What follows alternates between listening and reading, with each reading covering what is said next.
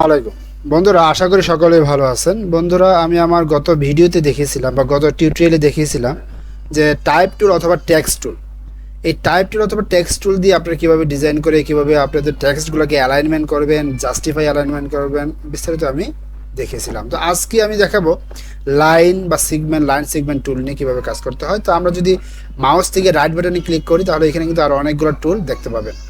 Line segment টুল, arc টুল, spiral টুল, rectangular টুল, পোলার grade টুল। ওকে, তো এই সবগুলো টুলের ভিতরে আপনাদেরকে কিন্তু আসলে আমাদের কাজের ক্ষেত্রে কিন্তু লাইন সেগমেন্ট টুল এবং রেক্টেঙ্গুলার গ্রেড টুল এই দুটি টুলেই বেশি ব্যবহার হয়ে থাকে।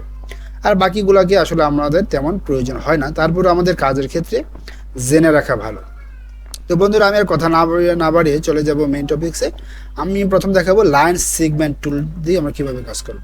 ওকে, তো যেহেতু আমরা বুঝতেই পারতেছি যে লাইন নিয়ে কাজ করার ক্ষেত্রে লাইন সেগমেন্ট টুলটিকে আমাদের ব্যবহার করতে হবে। যে ধরুন আপনি চাচ্ছেন যে এই কর্নার থেকে এই কর্নার পর্যন্ত একটি লাইন নেবেন সমান্তরাল আকারে। ওকে, যদি আমি নিয়ে থাকি, আমি এটাকে সিলেক্ট করা অবস্থায় আমি একটি লাইন নিলাম। দেখুন, আমি যখন লাইনটা নিলাম আমাদের কিন্তু এই লাইনটি কি সোজা হলো না, একটু বাঁকা হয়ে গেল। তো আমি চাচ্ছি যে না, আমার লাইনটি একদম সোজা হতে হবে। হ্যাঁ, কারণ যদি বাঁকা হয় তাহলে তো জিনিসটা সুন্দর হবে না। তো আমরা কি করবো, কিবোর্ড থেকে শিফট বাটন ক্লিক করে আমরা যখন এটাকে টান দিব এটা অটোমেটিক সোজা হয়ে যাবে। এটা কিন্তু আমি আবারও দেখাচ্ছি, আমরা এটাকে সিলেক্ট থাকা অবস্থায় কিবোর্ড থেকে শিফট বাটনে ক্লিক করে টান যখন দিব তখন কিন্তু আমাদের হাতটা যদি একটু উপরে নিচেও হয় তারপরে ওই লাইনটি বাঁকা হওয়ার কোনো সুযোগ নেই। ওকে, এটা হচ্ছে এই লাইনের সুবিধা, যে লাইন টুল নিয়ে আমরা যখন শিফট বাটন দিয়ে কাজ করব তখন এটা কি একদম একদম স্ট্রেটভাবে কাজ করতে পারবো, কোনো রকম 19-20 বা সোজা বাঁকা হতে পারবে না। ওকে, কারণ আমরা চাচ্ছি যে উপর থেকে নিচে নামবে, সেক্ষেত্রে আমরা আবার শিফট বাটন ক্লিক করে উপর থেকে নিচে টান দিব। আমি চাইলেও এটা কি আঁকা বাঁকা হবে না যদি আমরা কিবোর্ড থেকে শিফট বাটনটা প্রেস করে রাখি। ঠিক আছে বন্ধুরা, তো এখন এই যে লাইনটি নিলাম, এই লাইনটি কিন্তু আমাদের কি আছে, স্ট্রোক অবস্থায় আছে 1। আমি চাইলে কি এটাকে বাড়াতে পারি, 2 করতে পারি। ওকে, আমি এটা বাড়িয়ে নিলাম 2। এই ছিল একটি কাজ। আরেকটি কাজ হচ্ছে, এই ধরুন আপনার ক্লায়েন্ট আপনাকে কোনো একটি অ্যাঙ্গেলের কাজ দিল। অ্যাঙ্গেল বলতে ধরুন আপনাকে বলে দিল যে এই কাজটুকু আমাকে 30% অ্যাঙ্গেল করে দেবে, অথবা এই কাজটুকু আমাকে 90% অ্যাঙ্গেল করে দেবে। এরকম যদি কোনো কাজ দিয়ে থাকে,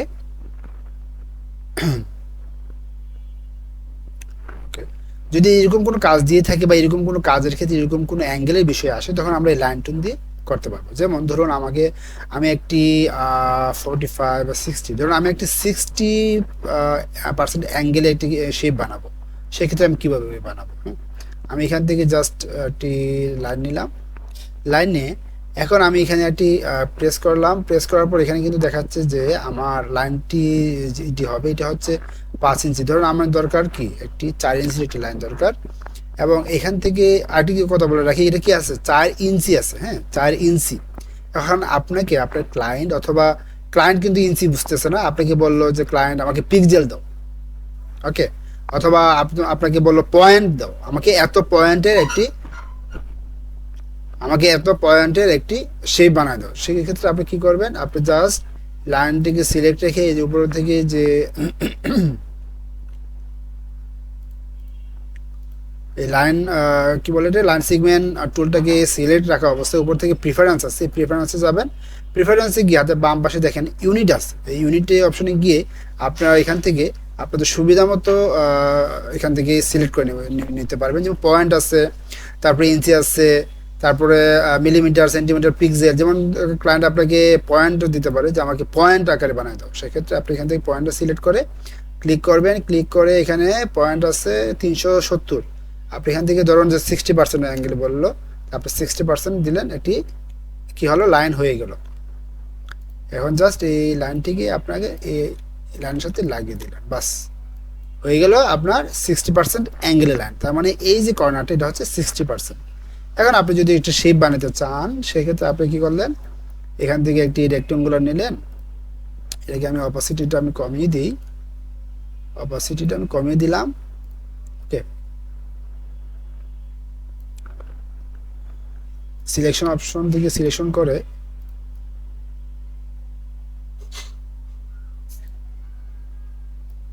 বাস। এখন এই যে শেপটা, এটা কি আপনার 60% অ্যাঙ্গেল, এই যে কর্নারটা এটা কি 60% অ্যাঙ্গেল। আমি এটা শেপ এটা বাড়িয়ে দিই। ওকে, তার মানে এই যে শেপটা নিলাম রেক্টেঙ্গুলার, এই যে এখানে কি হলো, তাহলে আমার 60% অ্যাঙ্গেল বা কর্নার হয়ে গেল। তো বন্ধুরা এইভাবে আপনারা কোনো কর্নার মেক করতে চাইলে বা কর্নার কাজগুলো যদি অ্যাকুরেট করতে চান তাহলে এই লাইন টুল দিয়ে করতে পারবেন। তারপর 2 নম্বর কি আছে, আর্ক টুল। আর্ক টুল মানে আমরা বুঝতে পারতেছি, এটা দেখে বুঝতে পারতেছি এটা কি, এটা কোনো অ্যাঙ্গেল বা কোনো আপনার বাঁকার কোনো কাজ করতে চাইলে আমরা এটাতে করতে পারবো। যেমন আমি যদি এখান থেকে টান দিই এভাবে আসবে, যদি আমি এখান থেকে আবার এভাবে টান দিই এভাবে চলে আসলো। ওকে, আমি যদি এটাকে আমি যদি এটা আমার ফিল অপশনটা ব্লক আছে, আমি যদি ফিল অপশনটা ওপেন করে দিই এটা হবে হয়ে গেল। বাস, এটাকে আমি গ্রুপ করে ফেললাম, বাস এটা আমার এটি হয়ে গেল, ডিজাইন হয়ে গেল। এভাবে চাইলে আপনারা এই শেপটা দিয়ে কাজ করতে পারেন। তবে এই শেপটা দিয়ে আসলে আমরা তেমন কাজ করি না। তারপর আপনারা এই শেপটা নিয়ে যদি আপনি এখানে ক্লিক করেন, ক্লিক করলে এই যে এরকম অপশন আসবে, এখান থেকে জাস্ট আপনার বাঁকা যে বাঁকাটুকু, সেই বাঁকাটুকু ঠিক কতটুকু হবে এখান থেকে আপনি সিলেক্ট করে দেবেন। যেমন আমি যদি এতটুকু দিই তাহলে দেখুন আমার বাঁকা যেটা চেঞ্জ হয়ে গেল, আমার এটা কি হলো, শুধু এই কর্নারটুকু বাঁকা হলো। ঠিক আছে, তা আপনি চাইলে এখান থেকে আবার চাইলে আমরা এখান থেকে এটা একটু কমায়ও দিতে পারি, আমরা এখান থেকে দিলাম, আমার এটি এরকম হয়ে গেল। আপনারা এই আপনাদের সুবিধা মতো করে এই জিনিসগুলা আর্ট করে নেবেন বা এগুলো ডিজাইন করতে পারবেন। জাস্ট এখন শুধু আপনাদেরকে দেখাইতেছি যে এটা আসলে এগুলো কিসের বা কিভাবে ব্যবহার করা হয়। আর আপনি যখন যখন ডিজাইনে যাবেন, তো ডিজাইনের ক্ষেত্রে তো আসলে আপনাদের সুবিধা মতো ডিজাইন নিয়ে কাজ করবেন। যাই হোক, এখন হচ্ছে স্পাইরাল টুল। আমি এটাকে কেটে দিলাম। এখন হচ্ছে স্পাইরাল। আমরা যখন বই খাতা বাইন্ডিং করি, স্পাইরাল বাইন্ডিং দেখেন যেভাবে পেঁচানো থাকে, এটাও ঠিক সেম এরকম রকম। এগুলো আসলে তেমন কাজ হয় না, তারপর আপনাদেরকে জাস্ট জানার জন্য দেখানো। এখন আসি রেক্টেঙ্গুলার গ্রিড টুল। ওকে, রেক্টেঙ্গুলার গ্রিড টুল দেখানোর আগে আমি আপনাদেরকে একটা জিনিস দেখাবো, একটা সেকেন্ড, আমি আপনাদেরকে একটা জিনিস দেখাবো। আমরা যদি ক্যালেন্ডার লিখে সার্চ দিই, আমরা ক্যালেন্ডার যদি লিখে সার্চ দিই, যে দেখুন এই যে ক্যালেন্ডারের যে জানুয়ারি মাসের যে ঘরগুলা, এই ঘরগুলো যদি আমরা করতে চাই বা ডিজাইন করতে চাই, এই যে ক্যালেন্ডারের যে ডিজাইনটা, এটা করতে গেলে আমাদেরকে কি করতে হবে, একটা রেক্টেঙ্গুলার টুল নিতে হবে, নিয়ে এখানে ঘর বানাতে হবে, অনেক কষ্ট, তাই না? তো আমরা এত কষ্ট না করে আমরা জাস্ট এই লাইন সেগমেন্ট টুলে এসে রেক্টেঙ্গুলার গ্রিড নিব, রেক্টেঙ্গুলার গ্রিড নিয়ে এভাবে দিয়ে আমরা কি করব, খুব সহজেই এই ক্যালেন্ডার তৈরি করতে পারবো। ঠিক আছে, এখন বলতে পারেন যে আপনার ক্যালেন্ডার তো 7টা দিন, এখন 7 দিন হলে এখানে আমরা কিভাবে 7টা ঘর করব। তাহলে আমরা কি করব, এই রেক্টেঙ্গুলার গ্রিড টুলটাকে সিলেক্ট থাকা অবস্থা আমরা এখানে ক্লিক করব। এখানে ক্লিক করে এই যে এখান থেকে নাম্বার 5 দেওয়া আছে, আমরা এখান থেকে 7 করব, 8 করব, 9 করব। আমরা এখান থেকে আপনাদের সুবিধা মতো হরিজন্টালি ভার্টিক্যালি কিভাবে ঘরগুলো বাড়াবেন কমাবেন এগুলো এখান থেকে চাইলে দেখাই দিতে পারবেন। ওকে, দেখুন ডিলিট করে দিলাম, চাইলে বাড়াতে পারবেন আবার কমাতেও পারবেন। ওকে, এখন এই যে টুলটা আরে এই যে ডিজাইনটা, এই ডিজাইনটা কিন্তু এখন গ্রুপ অবস্থায় আছে। আপনি চাইলে এটাকে কালারও করতে পারেন, আবার চাইলে এই যে প্রতিটা ঘরও আপনি আলাদা করতে পারবেন। আপনি এখান থেকে জাস্ট আনগ্রুপ করে দিবেন, আনগ্রুপ করে দেখুন আর সব প্রতিটা লাইন আপনি আলাদা করতে পারবেন। অর্থাৎ যদি এরকম কোনো ডিজাইন হয় যে এরকম অনেকগুলো টেবিল বা ঘর আর্ট করতে হয়, সেক্ষেত্রে আর্ট করে আপনি চাইলে প্রতিটা ঘরকে আলাদা আলাদা কালারও দিতে পারবেন। ঠিক আছে, তো বন্ধুরা আমরা ক্যালেন্ডার তৈরি করার ক্ষেত্রে আমরা এই রেক্টেঙ্গুলার গ্রিডটি ব্যবহার করে থাকি, এটা খুবই একটি ইম্পর্ট্যান্ট।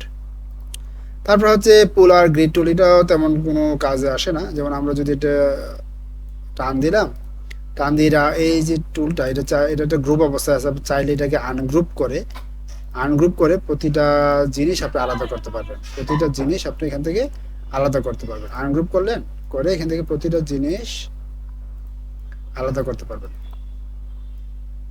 ঠিক আছে,